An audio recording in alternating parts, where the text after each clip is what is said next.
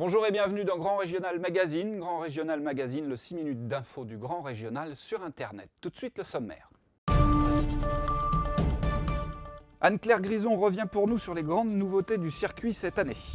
Rencontre avec Vincent François, l'organisateur de la première étape de dressage à Fontenay-le-Comte.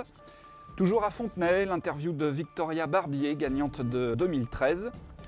Cheval Shop, un partenaire toujours présent que nous avons rencontré également à Fontenay-le-Comte. Et puis, en fin de magazine, quelques mots sur la première étape du circuit Hunter Pad à Bazoges en Paray.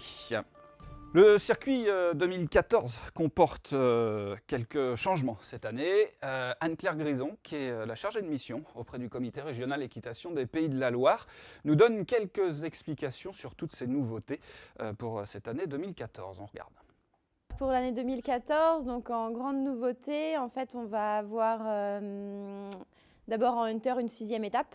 On a cherché à faire une étape en Mayenne pour ramener un peu le Hunter dans le nord de la région, en espérant qu'on va être suivi par les cavaliers Hunter du nord. En CSO, on a donc la très grande nouveauté qui pour l'instant démarre bien, c'est une amateur 2. On a fait un circuit amateur 2 qui vient s'ajouter au circuit amateur 1 et amateur élite. Donc pour le moment, le CSO sera lancé dans 2 semaines et on a quand même déjà beaucoup d'équipes qui se lancent sur l'amateur 2. Donc on sent bien que ça va être une ligue qui va bouger, qui va plaire. Et à part ça, la grosse nouveauté pour le concours complet, c'est un nouveau partenaire qui s'appelle la Sellerie Barter, qui a vraiment emballé par le circuit, qui a suivi l'an dernier plusieurs étapes en étant présente sur les étapes, qui du coup a beaucoup aimé le principe du grand régional et a souhaité donc cette année soutenir complètement le circuit amateur en concours complet, grand régional. Le circuit de dressage Cheval Shop a donc commencé début mars, c'était à l'étrier fontenaisien. Vincent François était chargé cette année de l'organisation de cette première étape de dressage. Nous l'avons rencontré, il se montre très satisfait pour cette première étape. On regarde l'interview tout de suite.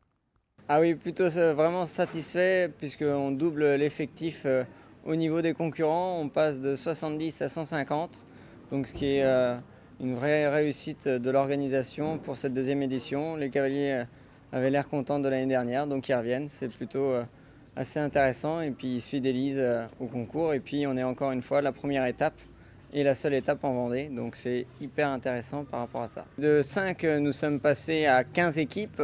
Donc à partir de là, l'effet grand régional attire du monde et ça permet de faire évoluer le niveau du dressage et ce sont des passages un peu obligatoires pour chercher des points pour les championnats de France. Les bénévoles sont vraiment fantastiques puisqu'ils ont donné beaucoup entre la peinture de la lisse, tout ce qui est le nettoyage du site avant parce que bon, c'est une période hivernale donc c'est un peu délicat de pouvoir nettoyer tout et donc voilà, ils sont vraiment formidables et puis je leur remercie beaucoup parce qu'ils font vraiment un bon travail et un très bon travail. Et là, leur récompense, c'est les 150 cavaliers.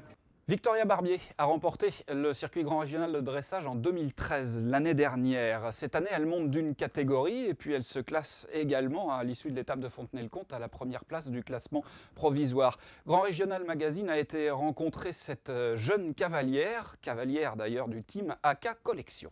Donc la saison dernière, je venais juste d'avoir mon cheval. Donc ça a été un peu compliqué et j'ai quand même été très contente de gagner le grand régional, c'est un bon début. Et donc du coup, cette année, ma coéquipière n'a pas pu le refaire. Cette année, je monte d'un niveau déjà, parce que l'année dernière, j'étais en amateur 3.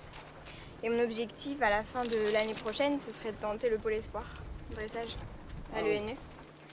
Donc du coup, j'essaye le pôle espoir ou du moins une entrée à l'ENE si possible. Donc j'essaye d'avoir des résultats et de monter chaque année. Swan Biclay. C'est Cheval Shop, Swan Biclay, un des partenaires de ce circuit grand régional. Il était présent également au dressage de Fontenay-le-Comte. Nous l'avons rencontré sur son stand. Il nous livre ses quelques impressions de début de saison.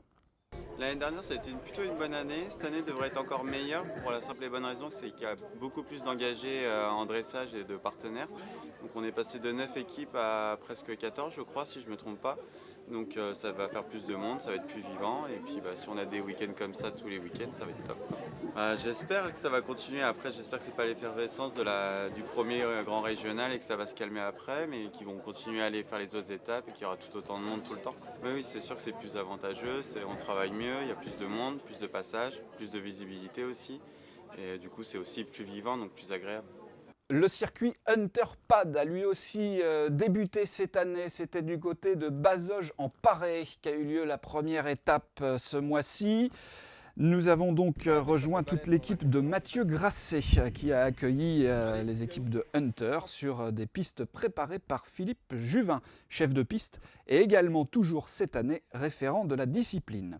Les écuries se sont affrontées toute la journée et c'est finalement l'écurie France Cheval Formation Inzo d'Estrier de François Guillard et Pierre Salin qui s'impose dans l'Amateur 1. Et l'écurie La Fleurieille Sanders de la famille Crespin qui remporte l'Amateur 3. Voilà, c'est terminé pour ce premier numéro de Grand Régional Magazine. En attendant, toutes les informations, les classements, les partenaires, les sponsors, les écuries, vous allez les retrouver sur le site qui s'affiche en bas de votre écran, www.grandregionalpdl.fr. Quant à nous, on se retrouve le mois prochain pour un nouveau numéro de Grand Régional Magazine. Salut!